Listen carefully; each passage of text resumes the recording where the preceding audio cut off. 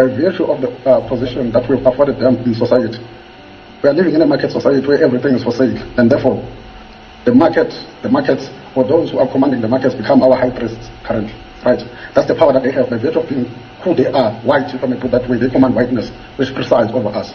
And our politicians that they find, by the way, including the ANC. Now, they also have material power. These are the resources. Now, these guys can decide to materially determine the power of the rand, the exchange rate. It's not me and you who are doing that. It's their own sentiment. That's the power that they are having. What am I supposed to do for the rand to move, or the exchange rate to change between the rand and pound sterling? There's nothing I can do about it. These guys are having that power, right? And we don't. That's the material power that they have, the resources. But again, they're having a discursive power, our media. And I want, I think, this week, last week, that we should stop referring to the media as the fourth estate. No, it is not, but the mouthpiece of the markets. Right? Now they're having that discursive power, which is highlighting these things and amplifying this message that any coalition with any other party, any ANC coalition with any other party is doomsday, and the markets are going to panic. That's where we are, comrade, where we are living in a market society. Now you ask yourself, then, why would ANC allow itself to be subjected to such? There are two questions to that. Question number one, the ANC is done pushing out those who are left-leaning, far left-leaning. Number one, such as the EFF, those who push for nationalization within the ANC. They are done pushing them out. They are done pushing those who spoke about radical economic transformation in the form of the Mahashule. They are out there. Now, you ought to be asking yourself, now, who is in the current ANC? And I think earlier on, I've given you guys a sneak peek. That is the guys who founded Shanduka, the Ramaphosa's. Ramaphosa was, Shanduka of Ramaphosa was being led by Puchuma Hanyele. What happens when Ramaphosa ascends into presidency? Puchuma Hanyele moves from Shanduka, she goes to where Naspers, News 24.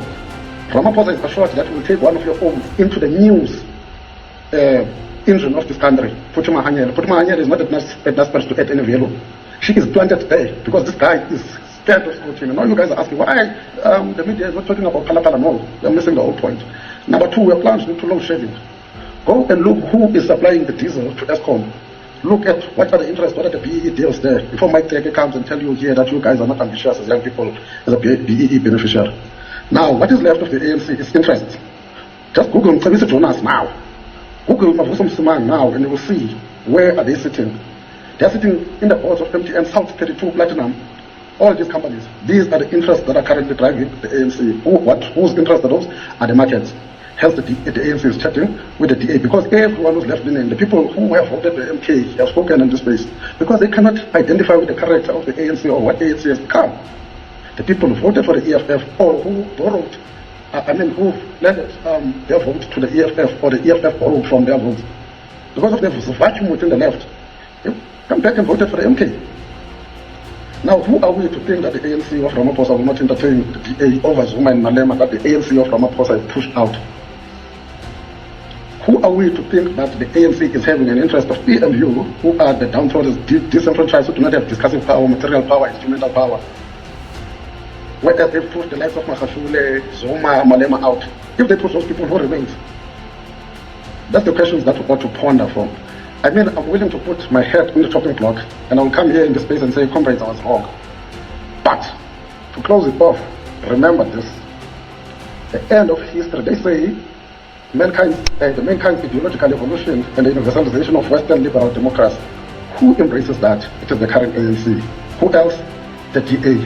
The policies of redress, DA is not interested, but self-preservation. I mean, the DA has been happy with how things have turned out, more comfortable with the ANC of Ramaphosa. What does that tell you? That DNA is willing to sit down and speak with the ANC. But they are telling you, not of Paul Mashatile, but of Ramaphosa. Who is Ramaphosa? Again, think rule of measure. During that transition towards the end of Cold War, when we were ushered into this democratic dispensation, is the guy who was chilling with the rule of measure in them. Think around 2011, 2012, when Marikana happened, is the guy who said, when the strikers committed industrial action, saying we want 13,500. That is nothing. You guys, you know that 13,000 was nothing at the time. But he said the state must commit a concomitant action towards the workers. That is the Ramaphosa that we think will be left living today. Guys, without saying much, please like and subscribe.